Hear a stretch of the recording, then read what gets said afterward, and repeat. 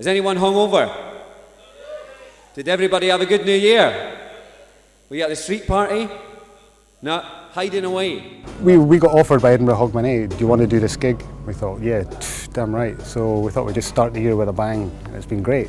We're in the hub, right by Edinburgh Castle, quite an historic part of Edinburgh, so it's quite a striking place to walk up to, and then there's striking characters on stage as well. It's a really excellent thing because you've got thousands upon thousands of tourists lingering around Edinburgh, not all of them quite as hungover as we are. And they need stuff to do, they need entertainment, and we give them a taste of Scottish culture. I was thinking there could be much more. I feel madness kick my head in and bowed down my door. I was sitting dreaming of your face. We did 2 sets today. The first one was a bit more mellow, and we played a couple of new tunes, well, 3 new tunes that we never played live. So we're a bit nervous about those, but it went really well. And then second set, we played a few classics that we've been rocking for the last couple of years. Caramel. It's kind of a sexy song, really. It's about I don't think he'll let you into the secret on this. yeah, it's about the sweetness of love.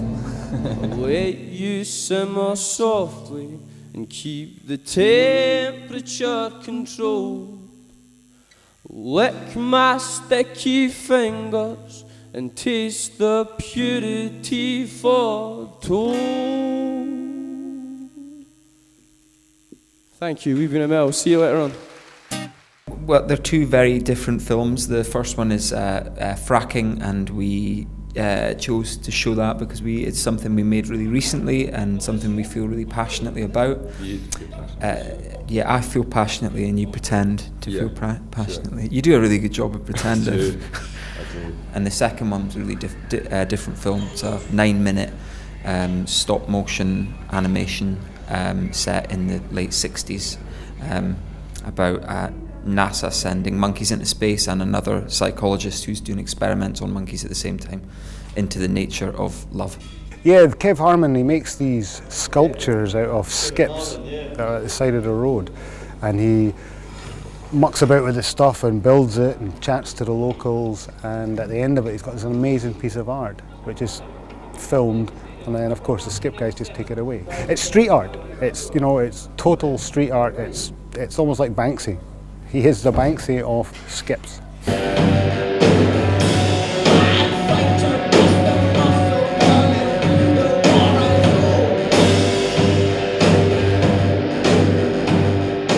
It was fun though. It was a nice way to spend a New Year's Day, and yeah, I enjoyed it. It was pretty weird as well. Like, I mean, we can't discount the weird factor of playing at 4 o'clock in the afternoon on New Year's Day to some children and tourists and that. It was great, but it's weird. So we did a brand new one today because we thought New Year's Day, a new dawn, and we thought we'd, do you know what I mean? Song. Yeah, we'd play one that we'd never played before, and it seemed to go all right. And then we also played the first song that we ever wrote tonight as well. So which has morphed over the years. It has a little bit, but New Year's also a time of reflection and that. When Chapman Billies leave the street and drouthy neighbours meet, as market days are wearing late, and folk begin to attack the gate. So yeah, that was a pleasure. Like, absolutely, you can hear a pin drop. I love it when you're doing that and you can hear a total pin drop in the audience, so people are riveted by the tale. And working with Craig doing the music, we kind of feed off each other. I think we're almost ready to record it now, which we're going to do quite soon. John from Philly Tribe offered to do a recording, so that's the next step with it, and then to make it into a film. Gesture like madmen, a few clicks, and they know exactly how much trouble you're in. Most of us pretend we don't have to be here, delivering a haughty hymn of honeyed triumphs. I tried to make them accessible with each serving of beauty comes a serving of sadness. So we did ones about the job centre. I did ones about the perversions of a young teenage boy on a French exchange. Might have been myself, might have been autobiographical. And then I did one about consuming perhaps too much alcohol and having a flash blackout the next day, which I thought might have been relevant to a lot of our denizens today. Catering to the audience, see, that's what I do well, nourishing them.